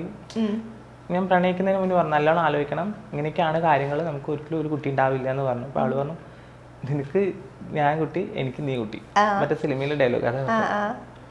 പിന്നെ പറയാൻ പറ്റില്ല, നമ്മുടെ എന്താ പറയാ, ടെക്നോളജി ശാസ്ത്രമൊക്കെ വളർന്നുകൊണ്ടിരിക്കുകയല്ലേ, ചിലപ്പോൾ എന്തെങ്കിലുമൊക്കെ ഒരു ഹോപ്പ് ഉണ്ടാവും. നമ്മൾ ചില ട്രാൻസ് കപ്പിൾസ് പറയുന്നത് കേട്ടിട്ടുണ്ട്, ഇപ്പം കുട്ടീനെ ദത്തെടുക്കാം, അങ്ങനെ എന്തെങ്കിലുമൊക്കെ പ്ലാനിങ്സ് ഉണ്ടോ? ഉണ്ട്. ഭാവിയിൽ അങ്ങനെ സാധിക്കുകയാണെങ്കിൽ ചെയ്യും, ഉറപ്പായി. ഓക്കെ. ഇപ്പം ഏത് ടൈമിലായിരുന്നു ഇപ്പം എൻ്റെ ഉള്ളിലൊരു പെൺകുട്ടിയാണ്, അല്ലെങ്കിൽ എനിക്ക് പെണ്ണാവണം അങ്ങനെ ഒരു ആഗ്രഹം അല്ലെങ്കിൽ അങ്ങനെ ഒരു തോന്നൽ വന്നു തുടങ്ങിയത് എപ്പോഴായിരുന്നു? പെണ്ണാവണം തോന്നിയത് ഒരു 10 വർഷമൊക്കെ ആയിട്ടുള്ളൂ. പക്ഷേ എൻ്റെ ഉള്ളിൽ ഇങ്ങനെ ഒരു ഫെമിനിറ്റി ഉണ്ടെന്നുള്ള മനസ്സിലാക്കിയത് ഞാനൊരു 10th ഒക്കെ പഠിക്കുമ്പോൾ. കാരണം ബോയ്സിൽ നിന്ന് ഞാൻ ഭയങ്കര ഡിഫറെൻ്റ് ആയിരുന്നു. എൻ്റെ ഫ്രണ്ട്സ് എല്ലാം ഗേൾസ് ആയിരുന്നു, അവരോട് ഞാൻ കളിക്കുകയുള്ളൂ. ഇപ്പോൾ ബോയ്സൊക്കെ കളിയാക്കുകയൊക്കെ ചെയ്യും. അപ്പം മനസ്സിലായി. ടീച്ചേഴ്സും ഭയങ്കര ഇതായിരുന്നു, കളിയാക്കും കാര്യങ്ങളൊക്കെ ഉണ്ടായിരുന്നു. നമുക്ക് മനസ്സിലായി വ്യത്യസ്തമാണ് നമ്മുടെ, ഞാൻ മാത്രമേ ഉള്ളൂ എന്ന് ഞാൻ ആദ്യം വിചാരിച്ചു. പിന്നെ നമ്മളിങ്ങനെ പബ്ലിക്കിലേക്ക് വരുമ്പോൾ ഓരോരുത്തരുടെ കാണുമ്പോൾ പരിചയപ്പെടാൻ തുടങ്ങിയപ്പോൾ ഞാൻ മാത്രമല്ല ഒരുപാട് പേരുണ്ട്. ഓക്കെ. ആരായിരുന്നു കൂടുതൽ ഹെൽപ്പ് ചെയ്തത്? ഇപ്പം സർജറി അല്ലെങ്കിൽ ഇങ്ങനെ ഒരു ഓപ്ഷൻ ഉണ്ട്, സർജറി ചെയ്യാം, പൂർണ്ണമായിട്ടൊരു സ്ത്രീ ആയിട്ട് മാറാം, അത് ആരെങ്കിലും ഇങ്ങനെ ഹെൽപ്പ് ചെയ്തോ? ലൈക്ക് ഇങ്ങനെ ഒരു ഓപ്ഷൻ ഉണ്ട്, നിനക്കിത് നോക്കിക്കൂടെ, അങ്ങനെയൊക്കെ ആരെങ്കിലും സഹായിച്ചു? സർജറി ഉണ്ടെന്ന് ഫ്രണ്ട്സ് വഴി തന്നെ അറിഞ്ഞത്. പിന്നെ നമ്മുടെ വാവ നിയാഷ എൻ്റെ ബെസ്റ്റ് ഫ്രണ്ടാണ്, പിന്നെ സിനു കന്യ. അപ്പോൾ അവര് ഫസ്റ്റ് സർജറി കഴിഞ്ഞത്. അപ്പോൾ അവൻ്റെ കണ്ടപ്പോൾ അവർ മുഖാന്തരമാണ് ഇതൊക്കെ അറിഞ്ഞത്, എവിടെ ഹോസ്പിറ്റൽ എന്താന്നുള്ളതും എത്രയാവും എന്നുള്ളതൊക്കെ അവർ മുഖാന്തരം അറിഞ്ഞത്. അതിന് ശേഷമാണ് ഞാനും ചെയ്തത്. ഈ ഇപ്പൊ സർജറി ഒക്കെ കഴിഞ്ഞ സമയത്ത് പറഞ്ഞല്ലോ റെസ്റ്റ് എടുക്കണം കുറേ നാള്. ഇപ്പം എനിക്ക് തോന്നുന്നു കുറേ നാളുകൾ റെസ്റ്റ് വേണ്ട പ്രോപ്പർ ആയിട്ട്. അപ്പൊ ആ ടൈമിലൊക്കെ എങ്ങനെയായിരുന്നു? ഇപ്പം കൂടെ നിന്നത് വീട്ടുകാരായിരുന്നോ അല്ലെങ്കിൽ ഇപ്പൊ ഇതേപോലെ ഫ്രണ്ട്സ് ആയിരുന്നോ? അപ്പൊ വീട്ടില് കയറില്ല. അന്ന് അച്ഛനുണ്ടായിരുന്നു, അച്ഛൻ മരിച്ചിട്ട് ഇപ്പോൾ 2 വർഷമായി. ഇപ്പം സർജറി ചെയ്യുന്ന സമയത്തെ ഓൾറെഡി സർജറിക്ക് മുന്നേ പ്രണയത്തിലായ ആൾക്കാരാണല്ലോ നിങ്ങൾ. അപ്പോൾ സർജറിക്ക് ശേഷം ഇപ്പോൾ രണ്ട് ഡിഫറെന്റ് ഒരു എക്സ്പീരിയൻസ് ആയിരിക്കില്ലേ? അപ്പം എങ്ങനെ ഉണ്ടായിരുന്നു ആ ഒരു ടൈമിൽ കൂട്ടുനിന്നതും ആ സർജറിയുടെ സമയത്തുള്ള കാര്യങ്ങളൊക്കെ? സർജറിന്റെ സമയത്ത് ഞാൻ കൂടെ പോയിട്ടില്ലേന്ന്, ഞാൻ നാട്ടിലില്ലേന്ന്. പിന്നെ കൂടെ അവളും പറഞ്ഞു ഫ്രണ്ട്സാണ്, ഞാൻ വന്ന് എന്നെ കൊണ്ടൊന്നും പറ്റില്ല ചെയ്യാനൊന്നും, നോക്കാൻ കൂടെ വരാന്നുള്ളതേ പറ്റുള്ളൂ. പിന്നെ കൂടെ 2 ഫ്രണ്ട്സ് ഉണ്ടായിരുന്നു ഇവിടെ, അവരാണ് കൂടെ പോയതും ഒക്കെ ചെയ്തതും. അത് കഴിഞ്ഞ അവരുടെ ഫ്രണ്ട്സിന്റെ കൂടെ തന്നെ ഞാൻ അവിടെ പോയി കണ്ടു. പിന്നെ ആള് സർജറി ചെയ്യാൻ വേണ്ടി തിയേറ്ററിലേക്ക് കയറുന്നതിന് മുന്നേ വീഡിയോ കോൾ ചെയ്തു, സംസാരിച്ചിട്ടുണ്ടായിരുന്നു, നിങ്ങൾക്ക് വേണ്ടിയിട്ടാണ് ചെയ്യുന്നത്, എന്നെ കൈവിട്ട് പോകരുത്, അതൊക്കെ സംസാരിച്ചിട്ടുണ്ടായിരുന്നു. അങ്ങനെയൊക്കെ ടെൻഷൻ ഉണ്ടായിരുന്നോ? ഓ ടെൻഷൻ ഉണ്ടായിരുന്നു. ഞാൻ ഇവിടെ ഫോൺ കൂടുതലുള്ള കുട്ടീൻ്റെ അടുത്ത് ഫോൺ കൊടുത്തു. ഞാൻ ഇടയ്ക്കിടയ്ക്ക് വിളിക്കും, എന്തായി ചോദിച്ചിട്ട്. ഈ സർജറി കഴിഞ്ഞിട്ട് ഇപ്പൊ വീഡിയോ കോൾ ചെയ്തു എന്ന് പറഞ്ഞല്ലോ കേറുന്നതിന് മുന്നേ, അത് കഴിഞ്ഞിട്ട് വിളിച്ച ആ ഒരു മൊമെന്റ് എങ്ങനെ ഉണ്ടായിരുന്നു? കഴിഞ്ഞ് ഇറങ്ങിയതിന് ശേഷം അവള് സർജറി കഴിഞ്ഞ സമയത്ത് തന്നെ എന്നെ വിളിച്ചിട്ടുണ്ടായിരുന്നു. സംസാരിക്കില്ലേ, കരയായിരുന്നു, കരഞ്ഞിട്ട്. കൂടുതലുള്ള കുട്ടി ഇങ്ങനെ ഫോൺ പിടിച്ചു കൊടുത്തിട്ട് വേദന ഉണ്ടാവല്ലോ, അങ്ങനെ കുറച്ചു നേരം സംസാരിച്ചു. പിന്നെ നോർമൽ കോൾ ചെയ്ത് സംസാരിച്ചു. കണ്ട ആ ഒരു മൊമെന്റ് എങ്ങനെയായിരുന്നു? എന്തായിരുന്നു കണ്ട സമയത്ത് ആദ്യമായിട്ട് പറഞ്ഞത്? ആള് പറഞ്ഞാൽ നിങ്ങൾക്ക് വേണ്ടിയിട്ടാണ് കൈവിട്ട് പോയത്, ഇത്രയും വേദന സഹിച്ച് ഞാൻ ചെയ്യുന്നത് നിങ്ങൾക്ക് വേണ്ടിയിട്ട്, എനിക്ക് പെണ്ണാവണം നല്ല ആഗ്രഹമുണ്ട്, പക്ഷെ ഇത് നിങ്ങൾക്ക് വേണ്ടിയിട്ട് കൂടിയിട്ടാണ് ഞാൻ ചെയ്യുന്നത്. ആ സമയത്ത് ഒരു വാക്ക് കൊടുത്തല്ലേ കൈവിട്ട് ഇനി ഞാൻ ഒരിക്കലും പോയില്ല എന്നൊക്കെ പറ അങ്ങോട്ട്. ഇതിപ്പോ ഞാൻ പറയണ പോലെ എന്റെ സംസാരം കേട്ട് ഞാൻ ആ സമയത്ത് ഉണ്ടായ പോലെ ആദ്യം വാക്ക് കൊടുത്താണ്. പക്ഷെ കൂടുതലായിട്ട് നമ്മള് ഒരിക്കലും വിട്ടുപോലെ മനസ്സുകൊണ്ട് അംഗീകരിച്ചത് ആ സമയത്ത്. നീ എന്തായാലും എന്റെ ജീവിതത്തിൽ പെണ്ണുണ്ടെങ്കിൽ നീ മാത്രമാണ്, അതങ്ങനെ തീരുമാനിച്ചു. ഇപ്പൊ ആരിപ്പോ വീട്ടുകാർ ഞാൻ ഇവിടെ ആദ്യം കണ്ടിട്ടുണ്ട്, എന്റെ വീട്ടിലെ അക്സെപ്റ്റ് ചെയ്തിട്ടില്ലെങ്കിലും നിന്റെ വീട്ടിലെ അക്സെപ്റ്റ് ചെയ്തിട്ടില്ലെങ്കിലും നിനക്ക് ഞാനും എനിക്ക് നീയും ഉണ്ട്, നമുക്ക് എവിടെയാണെങ്കിലും ഒരുമിക്കാലോ ഒരുമിച്ച് ജീവിക്കാലോ എന്ന് ആ ലെവലിൽ പറഞ്ഞിട്ടുണ്ടായിരുന്നു ഫസ്റ്റ്. പിന്നെ വീട്ടുകാരെ അക്സെപ്റ്റ് ചെയ്തോണ്ട് ഇത്ര ടൈം എടുത്തു. പക്ഷെ എന്തായാലും എല്ലാം നന്നായിട്ട് വന്നല്ലോ ലാസ്റ്റ്. ഓ എല്ലാം നന്നായിട്ട് വന്നു. എന്റെ ഫ്രണ്ട്സ് ആയാലും ശരി നല്ല സപ്പോർട്ട് ചെയ്യണം. ഞങ്ങൾ കുറച്ച് പേര് മാത്രമേ എന്റെ വീട്ടിൽ നിന്ന് വന്നിട്ടുള്ളൂ. ഇവരെ എത്രയോ ഒരു ബസ്സിന് ആൾക്കാരുണ്ടായിരുന്നു. ഇവര് തലേ ദിവസം വന്നിട്ട് റൂം എടുത്ത് നിന്നു. ഞങ്ങള് രാവിലെ എന്റെ അവിടെ നിന്ന് 2.5 മണിക്കൂർ യാത്രയാണ്. ഫ്രണ്ട്സ് തലേ ദിവസം വന്നിട്ടുണ്ടായിരുന്നു, പിന്നെ ഫാമിലിയിൽ നിന്ന് ഒരു ബസ് ആൾക്കാരുണ്ടായിരുന്നു. അപ്പൊ എന്റെ വീട്ടിൽ നിന്ന് 3 വണ്ടി, എന്റെ ഫ്രണ്ട്സും ഫ്രണ്ട്സിന് 2 വണ്ടി, പിന്നെ ഫാമിലി കുറച്ച് ആൾക്കാർ, എന്റെ അമ്മ, എന്റെ 2 മേമന്മാര്, അങ്ങനത്തെ കുറച്ച് ആൾക്കാർ ലേഡീസിൽ വന്നിട്ടുള്ളൂ. ചെക്കന്മാരെല്ലാരും ഉണ്ടായിരുന്നു. പിന്നെ വീട്ടിൽ അവിടെ കുറച്ച് അവരാൾക്കാരുണ്ട്. നമ്മൾ അവിടെ എത്തുമ്പോഴേക്കും അവിടെ ഒക്കെ റെഡി ആക്കണ്ടേ, അതിനും എല്ലാത്തിനും ആൾക്കാർ, പന്തലയക്കുന്ന വരെ ഫ്രണ്ട്സ് ഇപ്പം നോർമലി സോഷ്യൽ മീഡിയാസിൽ എവിടെ നോക്കിയാലും നെഗറ്റീവ് കമന്റ്സ് ഉണ്ടാകും എന്ത് ചെയ്താലും. അപ്പം നിങ്ങളുടെ ഇപ്പം മാരേജിന് ശേഷമുള്ള വീഡിയോസിലാണെങ്കിലും അല്ലാണ്ടൊക്കെ കുറെ നെഗറ്റീവ് കമന്റ്സും കാര്യങ്ങളൊക്കെ വരുന്നുണ്ടല്ലോ. അപ്പം ഇങ്ങനെ ഹേർട്ട് ചെയ്ത് ഏതെങ്കിലും കമന്റ്സ് ഉണ്ടോ, അല്ലെങ്കിൽ എങ്ങനത്തെ കമന്റ്സുകളാണ് കൂടുതലും നിങ്ങൾക്ക് വരാറ്? ഹേർട്ട് ചെയ്യാന്ന് പറഞ്ഞു കഴിഞ്ഞാൽ അത് അവരുടെ മനോഭാവം, അവന്റെ ഒരു മാനസികാവസ്ഥ വെച്ചിട്ട് അവർ ചെയ്യുന്നത്. നമുക്ക് അങ്ങനെ കാണുന്നില്ല. പക്ഷെ എന്നിപ്പോൾ ആളിനെയും പറഞ്ഞാലും നമുക്ക് അങ്ങനെ നമ്മൾ അത് നോക്കാറില്ല. ഞാൻ ഒരു ബാക്ക് കമന്റിന് റിപ്ലൈ കൊടുക്കാൻ പോകാറില്ല. പക്ഷെ നമ്മുടെ വീട്ടുകാരനെയൊക്കെ വെച്ച് പറയുന്നത് ഭയങ്കര അത് നമുക്ക് അങ്ങനെ പറയുമ്പോൾ മാത്രമേ ഒരു വേദന വേദന വരുന്നുണ്ടാവും. മാത്രം. നമ്മുടെ പിന്നെ വീട്ടുകാർ ഒരു ഓരോരുത്തരും തെറ്റും ഓരോന്നിടല്ലോ. ചെയ്തിട്ടില്ലല്ലോ. നമ്മളത് നോക്കിയിട്ട് കാര്യം നമുക്ക് എന്താ നമ്മളെ ഇഷ്ടം എന്താണോ അത് നോക്കാം. നിങ്ങളെ ഇഷ്ടാവില്ല എന്റെ ഇഷ്ടം. അതെ അതെ. മറ്റുള്ള ഒരാളെ മറ്റെന്താ പറയാ മറ്റുള്ളവരെ വായ അടച്ചിട്ട് നമുക്ക് ഒന്നും ചെയ്യാൻ പറ്റില്ല. എന്ത് ചെയ്താലും കുറ്റം കണ്ടെത്തുന്ന ആൾക്കാർ. എല്ലാവരുടെ അഭിപ്രായം പക്ഷെ നല്ല കമന്റ് ഇടുന്ന ആൾക്കാരുണ്ട് കേട്ടോ, ഒരുപാട് നല്ല കമന്റ് ഇടുന്ന ഒരുപാട് പേരുണ്ട്. ബാഡ് കമന്റിൽ ഞാൻ റിപ്ലൈ കൊടുക്കാറില്ല, പക്ഷെ വീട്ടുകാർ പറയുന്നത് മാത്രം ഭയങ്കരമായിട്ട് എനിക്ക് തോന്നിയിട്ടുണ്ട്. നമ്മളത് മൈൻഡ് ചെയ്യാൻ നിന്ന് കഴിഞ്ഞാൽ പിന്നെ അതിന്റെ നേരം ഉണ്ടാവും. ഒരു റീപ്ലൈ കൊടുത്താൽ പിന്നെ എല്ലാവർക്കും കൊടുക്കേണ്ടി വരും. പിന്നെ അത് തന്നെയാവും. പിന്നെ നമ്മൾ വീട്ടുകാർ ഒരു തെറ്റും ചെയ്തിട്ടില്ലല്ലോ, അവര് പറയേണ്ടത് ഞങ്ങളെ പറഞ്ഞോ കുഴപ്പമില്ല. ഞാൻ ബാഡ് കമന്റ് വരുമ്പോൾ അതൊന്നും ഒരു റിപ്ലൈ കൊടുക്കാൻ ഇതുവരെ പോയിട്ടില്ല. ഈ കമന്റ് മാത്രമല്ലാണ്ട് മെസ്സേജസ് ഒക്കെ വരാറുണ്ടോ ഇൻബോക്സിൽ? അത് പക്ഷെ സപ്പോർട്ട് ചെയ്യുന്നവരാ. ബാഡ് കമന്റ് വരുന്നതൊന്നും ഞാൻ എല്ലാവരും റിപ്ലൈ കൊടുക്കാറില്ല, നല്ല ആൾക്കാർ മാത്രം റിപ്ലൈ കൊടുക്കാറുള്ളൂ. ബ്ലോക്ക് ചെയ്യാറുണ്ടോ നെഗറ്റീവ് കമന്റ്സ്? ഇഷ്ടം പോലെ ഡിലീറ്റ് ചെയ്ത് ബ്ലോക്ക് ബ്ലോക്ക് ചെയ്യും. ഇങ്ങനെ ഓർത്തിരിക്കുന്ന എന്തെങ്കിലും കമന്റ്സ് ഉണ്ടോ? ബാഡ് കമന്റ് ആണോ? ഇഷ്ടംപോലെ ഉണ്ട്. ഇവന് വേറെ നല്ലൊരു പെണ്ണിനെ കല്യാണം കഴിച്ച് ജീവിച്ചൂടെ, ഇത് എന്തിനും ഇങ്ങനത്തുള്ളതിനെ കല്യാണം, അങ്ങനത്തെ ഒക്കെ കുറെ ഉണ്ട്. ഇവിടെ കല്യാണം ഇപ്പം കല്യാണത്തിന് ശേഷം ഇതേപോലെ എന്തെങ്കിലും ഇപ്പൊ നേരത്തെ പറഞ്ഞ പോലത്തെ മെസ്സേജസോ കമന്റ്സ് ഒക്കെ വരാറുണ്ടോ പേഴ്സണലി? എങ്ങനെ ഇപ്പൊ നേരത്തെ പറഞ്ഞില്ലേ ഈ വേറെ ഈ പുള്ളിക്കാരിനെ കല്യാണം കഴിച്ച എന്തിനാ അങ്ങനെയൊക്കെ ചോദിച്ചു എന്ന് പറഞ്ഞില്ലേ ഇപ്പൊ? എനിക്ക് ഇത് കമന്റ് വരാൻ പേഴ്സണൽ ആയിട്ടുള്ള മെസ്സേജുകളൊന്നും വരാറില്ല. ഇല്ല. പിന്നെ ഓൾറെഡി എല്ലാവർക്കും അറിയാലോ, എന്റെ നാട്ടിലുള്ള എല്ലാവർക്കും അറിയാം എന്റെ കാര്യങ്ങളൊക്കെ. ഞാൻ ഇവിടെ അത്ര വൈറലല്ല. ഇവര് ഇൻസ്റ്റാഗ്രാമിൽ ഇവർക്ക് നമ്മള് ചെറിയ ആൾക്കാരല്ല. എനിക്ക് അങ്ങനെ ഒന്നും വരാം.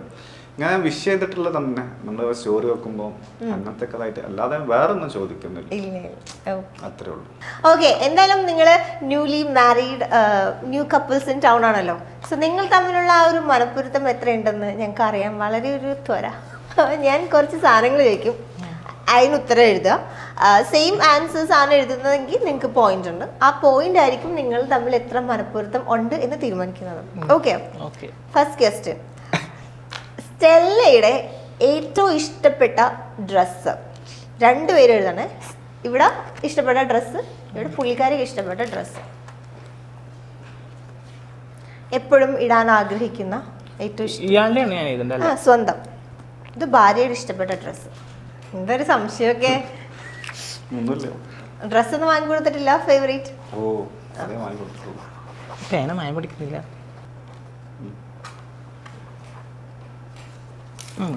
എഴുതിയോ? എന്ത് രസയാ. എന്താ ആൻസർ? എന്താ? ചുരിദാർ. അത് ഈസി തന്നതാ. ഇംഗ്ലീഷിൽ എഴുതിയത് പിന്നെ മാറ്റിട്ട് മലയാളം. ഓക്കെ, അപ്പം ഒരു പോയിന്റ് ഇട്ടോ. അത് അല്ല, ടിക്ക് ഇട്ടോ. രണ്ടുപേരും ടിക്ക് ഇട്ടോ. നിങ്ങൾ രണ്ടുപേരും ആദ്യമായിട്ട് ഒരുമിച്ച് തിയേറ്ററിൽ പോയി കണ്ട സിനിമ?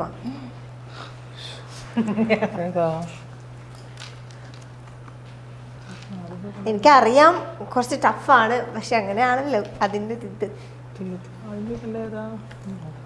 പറയരുത്, മിണ്ടരുത്. എഴുതിയോ? ഓർമ്മയുണ്ടോ? അതല്ലേ ക്ലൂ പറയണ്ട. ഉണ്ടാതിരി. അറിയില്ലെങ്കിൽ ഇങ്ങനെ ഒരു ലൈൻ ഇട്ടോ.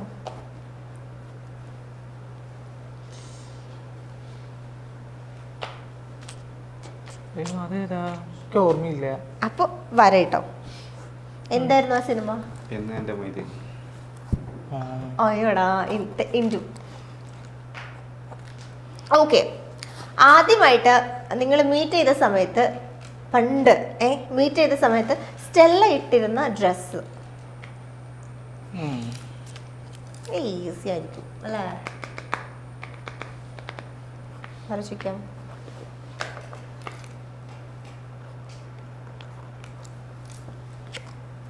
എന്തായിരുന്നു? ടീഷർട്ടും പാന്റും.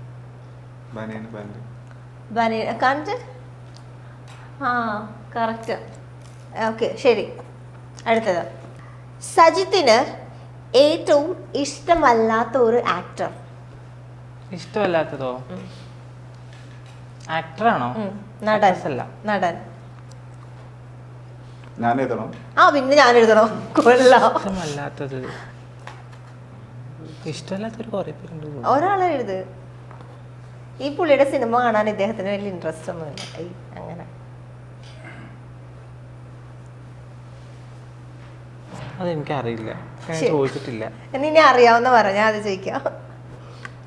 ഇല്ല, എനിക്കറിയില്ല. എഴുതുവോ? ഞാൻ എഴുതിയിട്ടില്ല. എഴുത്. ഇഷ്ടമല്ലാത്തത് നടൻ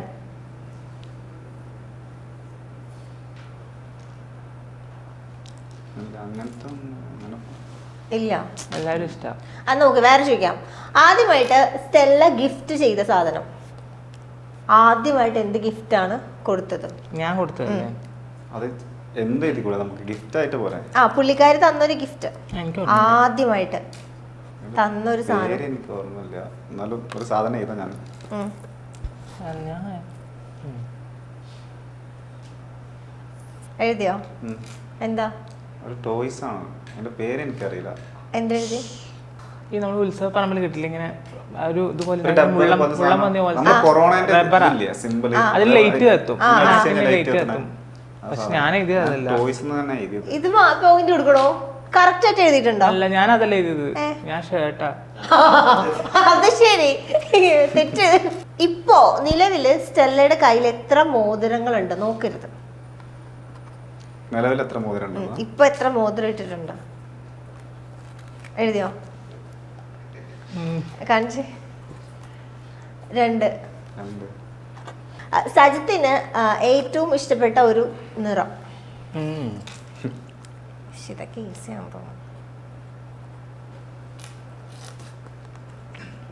എഴുതിയോ? Brown. Brown. Brown. Brown. Okay. സജിത്തിന് വാങ്ങാൻ ആഗ്രഹമുള്ള ഒരു വാഹനം, ഡ്രീം കാറോ ഡ്രീം ബൈക്കോ?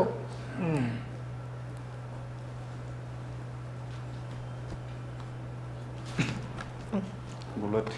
ബുള്ളറ്റ്. ഓക്കെ, അടുത്തത്. സജിത്തിന്റെ ഏറ്റവും ഇഷ്ടമല്ലാത്തൊരു സ്വഭാവം? സജിത്തിന്റെ ഇവിടെ ഭർത്താവിന്റെ ഒട്ടും ഇഷ്ടമല്ലാത്തൊരു സ്വഭാവം എനിക്കാണോ? അതായത് സ്റ്റെല്ലക്ക് ഇദ്ദേഹത്തിൽ ഇഷ്ടമല്ലാത്തൊരു സ്വഭാവം. അതേപോലെ തന്നെ എഴുതണം. എൻ്റെ ഈ സ്വഭാവം എൻ്റെ ഭാര്യക്ക് ഇഷ്ടമല്ല. അത് ഏത് സ്വഭാവം? അത് എഴുതി കഴിഞ്ഞാല് നല്ല എഴുതാ പ്രശ്നമാവോ അറിയില്ല. അത്ര മോശമാണോ? അയ്യേ,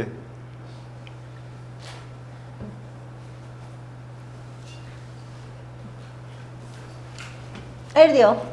കാണിച്ച്. ഞാൻ പറയണോ? ഫോണിൽ ഒരുപാട് നേരം സംസാരിക്കുന്നത്. എന്താ? ഞാൻ നല്ല എഴുതിയത്. എന്ത്? ഇടയ്ക്ക് സ്മോക്ക് ചെയ്തിട്ടുണ്ടായിരുന്നു. സ്മോക്കിംഗ്. ഓക്കെ, തെറ്റ്.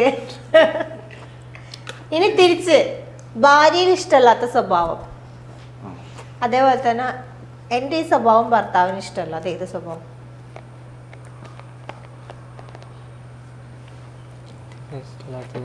കൊറേ ഉണ്ടല്ലോ. നോക്കുന്നു.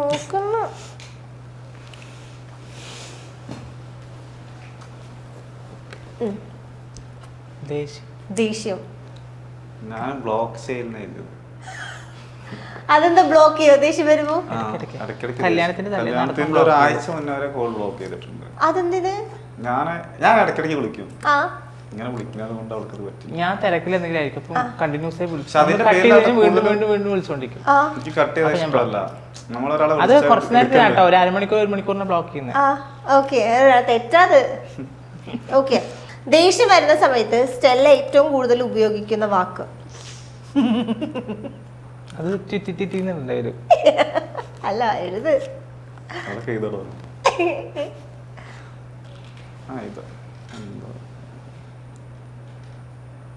ദേഷ്യം വരുമ്പോ കൂടുതൽ യൂസ് ചെയ്യുന്നത്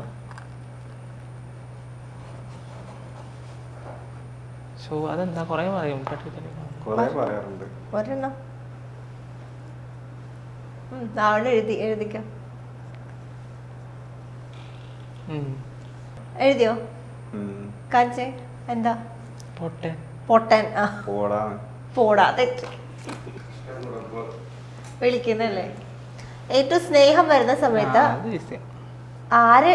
ചോദ്യം ചോദിക്കട്ടെ. ഏറ്റവും സ്നേഹം വരുന്ന സമയത്ത് സജിത്ത് വിളിക്കുന്നത് എന്താ? അത് ഈസിയാണ്.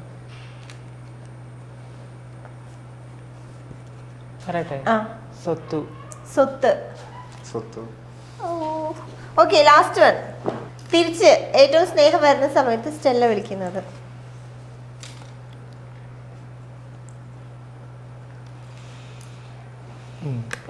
സ്വത്ത് അതിനുണ്ട് സ്വത്ത് സ്വത്തേന്ന് തന്നെ വിളിക്കാറ്. ആണോ? ഇപ്പൊ എത്ര ടിക്ക് ഉണ്ട് നിങ്ങക്ക്? 1 2 1 2 3 4 5 6 7 7. ഇപ്പം മനപ്പുറത്തം 7 നിങ്ങളെ. കൊള്ളാം, കറക്കിയിടില്ല. Okay okay. അപ്പം ഇനി എന്താ നിങ്ങളുടെ ഭാവി പരിപാടികൾ? ഭാവി പരിപാടികൾ ഇതുപോലെ തന്നെ മുന്നോട്ട് നല്ല സ്നേഹത്തിൽ പോകണം. പിന്നെ ആളുടെ ഫാമിലിനെ അച്ഛനും അമ്മയും ഉള്ളു, പെങ്ങൾ കല്യാണം കഴിച്ചു കൊടുത്തു. അപ്പം അച്ഛനും അമ്മയെ നന്നായി നോക്കണമെന്നുണ്ട്. പിന്നെ മറ്റുള്ളവരോട് പറയാനുള്ളത്, നമ്മൾ ആരെ സ്നേഹിക്കുന്നോ അവരെ കൈവിടാതെ നോക്കുക.